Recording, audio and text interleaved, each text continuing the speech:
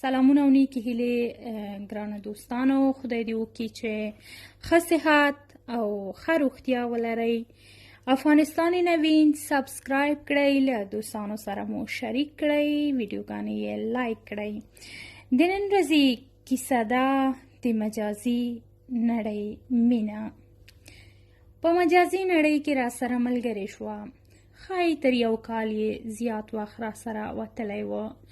نه مې پیژندله او نه مې خبرې ورسره کړې وې او نه مې لیدلې وه، ان تر دې چې له یو بل خبر نه و چې زه چیرته او هغه چیرته اوسیږي.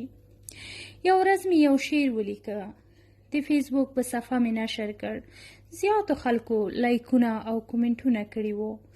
ماښام چې کله له کار نه کور ته راغلم، موبایل مې راواخیسته. د هر یو نظر مې ځان ته ولوست. دې هم لیکلي ول: د تل په څېر ښایسته د نورو بریاوو په هیله دی. زه هم لاړم د دې پروفایل ته. هلته مې ولیده چې د افغانۍ ده، د قندهار اصلي اوسیدونکې ده، خو اوس په جرمني کې اوسیږي. هیڅ مې نه پیژنده او په نشناخ به مې تل ورته فیسبوک کتلو. صبر به مې کولو چې کینې که څه نشر کړي نو زه به یې هم ورته لایک او کومنټ کړم. دا لړۍ تر 6 میاشتو همداسې روانه وه. ما به تل د مینې کیسې او ناولونه لیکل او لوستل. وخت ناوخت به مې یو شعر غزل هم پکې ولیکه. خو دی به چې کله پوسټ کاوه یا به یې د درد غزل بل چا نه اخیستی و او په خپل وال به یې نشر کړی و، او یا به یې زیاتره وخت دیني مسایل نشرول. ما به ویل چې دا څومره ښه نجلۍ ده، همیشه دیني مسایل په خپل وال نشروي. او له هر څه نه یې ماته هم د دیني مسایلو ډېر خوند راکوه. یوه ورځ مې ورته سلام او احترامات په مسج کې ولیکل. هغه ورځ یې مسج ته ډېر انتظار شوم. هیڅ ځواب یې رانه کړ. زړه کې مې درد پیدا شو او مې ویل آیا زما په مسج کولو خو به غوسه شوي نه یي؟ او که ډیره زیاته مغروره ده چې سلام ته والیک هم نه وایي. شپه تیاره وه، ګړۍ تر 1 بجې اوښتې وه. د پردي وطن مزدوري وه. د کار او کسب وخت پکې معلوم نه و. موبایل مې د بالښت تر لاندې کړ. سوچ مې واهه، هیڅ په لاس نه راتلل. خوب مې سترګې پټې کړې او ویده شوم. سهار د لمانځه لپاره راپورته شوم. لمونځ مې وکړ. زړه نازړه وم چې مسج یې وګورم او که نه. سر مې بیرته کېښود. سهار 9 بجې وې چې له موبایل زنګ سره له خوبه راپاڅېدم. لومړی مې د هر څه نه د مخه د هغې مسج وکته. هیڅ یې هم نه ولیکلي. زړه مې خفه شو. مخ مې ووینځه. لاړم دوکان ته. چای خوړو ته مو ځان تیار کړی و. چوپه چوپتیا وه. ټول خپل ګیلاسو ته کتل. د مسافري ژوندو هیڅ هم نه و. ټول په فکر کې و او د کورنۍ غړي یې یادېدل.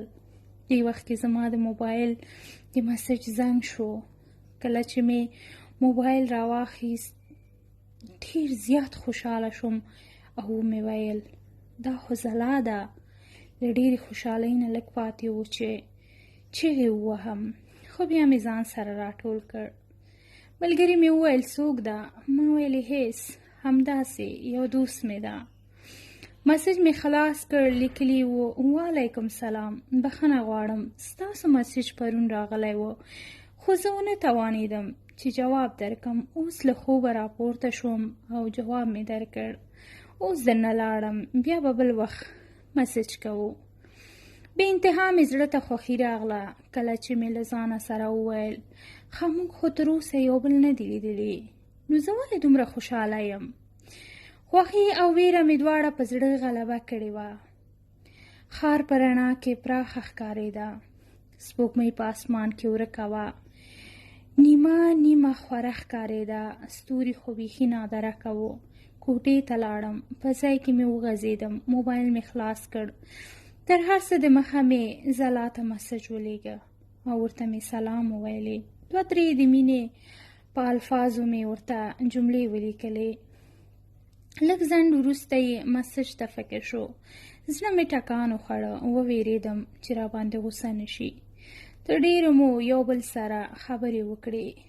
ما مې ځان دې ته او هغې ما ته را معرفي کړ. شک مې صحیح و. په پروفایل یې لیکلي ول د قندهار اصلي اوسېدونکې ده او اوس په جرمني کې اوسېږي. له ډېرو پوښتنو وروسته یې راته وویل څه دې په زړه تېر شول چې مسج دې راته وکړ. ورته مې وویل له 1 کال راهیسې دې څارم، د ویلو څه توان نه لرم چې درته یې ووایم، او بالاخره مې پرون درته مسج وکړ. اوس نو ووایه، دومره خبرې اترې مو سره وکړې، اصلي خبره دې ووایه، ولې دې راته مسج وکړ؟ ځان سره مې وخندل او مې ویل څنګه درته ووایم. زړه مې لوی کړ او په لیکلو مې ورته پیل وکړ. ګوره ځلا، ما او تا هیڅ نه دي سره لیدلي. ښایي تا زما عکس په فیسبوک کې لیدلی وي، خو ما ستا هیڅ عکس هم نه دی لیدلی. خو ستا له پوسټونو پوه شوم چې یو با اخلاقه او په اسلام پوه نجلۍ یې. زړه مې تا پسې دی او هیڅ درنه ځان نشم جدا ګڼلی، خو د ویلو جرأت نشم کولی. نو دا دومره وخت مې ځکه څه درته نه ویلې، نن هر څه درته وایم. ځلا باور وکړه چې تا نه بغیر مې زړه مات شي. په مقصد مې پوه شوې؟ وی ویل نه، پوه نه شوم، لږ وضاحت راکړه، مطلب دې څه دی؟ ومې ویل اوف. بیا مې هم ورته مسج وکړ. ورته مې وویل ځلا، تا سره مینه لرم.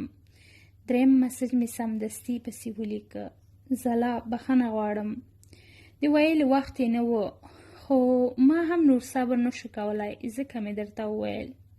هغې لومړی وخندل او بیا یې مسج کې لیکلي وو ته لیونی او که غواړې ما نه لیونی جوړه کړې، ته چیرې او زه چیرې؟ هو، دا هیڅ نه کیږي، دا امکان نه لري. 2-3 مسجونه مې ورته پرله پسې ولیږل او د هغې هر مسج ته مې سمدستي ځواب ورکو. تر 1 ساعت پورې همداسې خبرې مې وکړې، کومې پایلې ته ونه رسېدو. بیا مې قلم را واخیسته، د ځلا نوم مې او تخلص مې په چپ لاس ولیکه او ښکلی عکس مې واخیسته او هغه مې ورته په مسنجر کې ولیږه.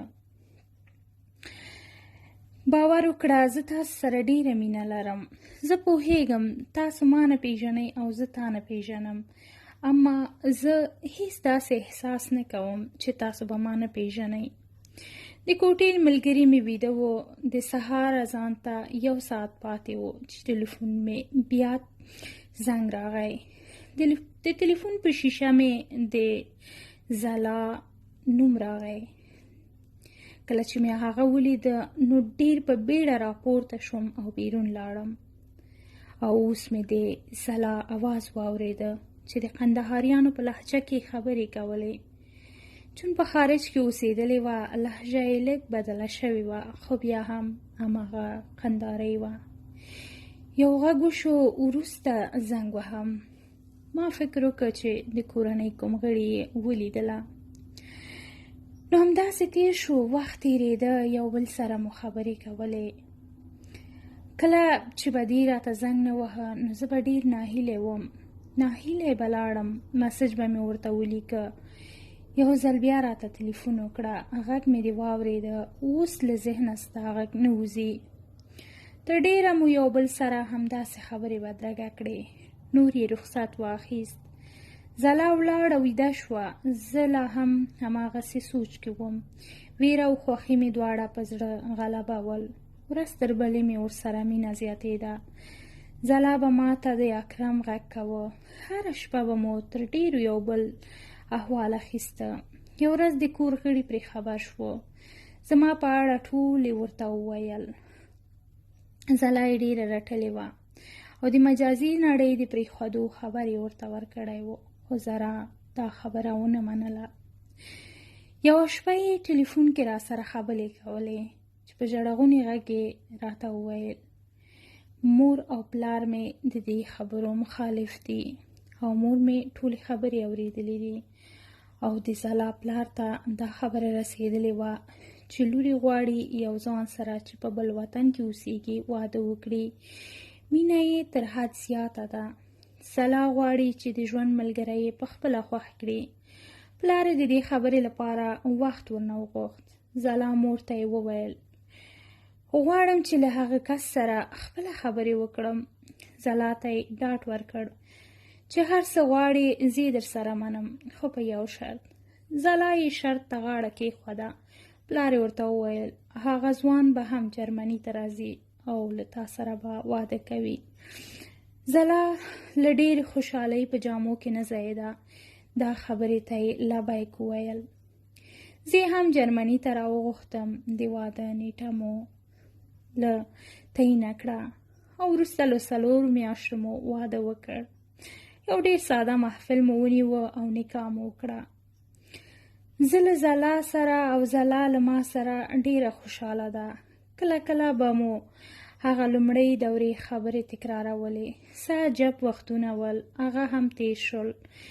د خلکو هغه خبرې مو شاته کړې چې ویل به دا د فیسبوکو مینه ده، پای ته نه رسیږي. دا څه معنا لري؟ خو اوس راشئ وګورئ، زموږ مینه تر دې حده رسېدلې ده چې انسان یې په دې هکله فکر نشي کولی. مجازي نړۍ. ډېره زیاته مننه دوستانو. بیا هم له تاسو څخه هیله کوم چې افغانستان نوین ځان سره لایک، سبسکرایب او له دوستانو سره مو شریک کړئ. خدای پامان.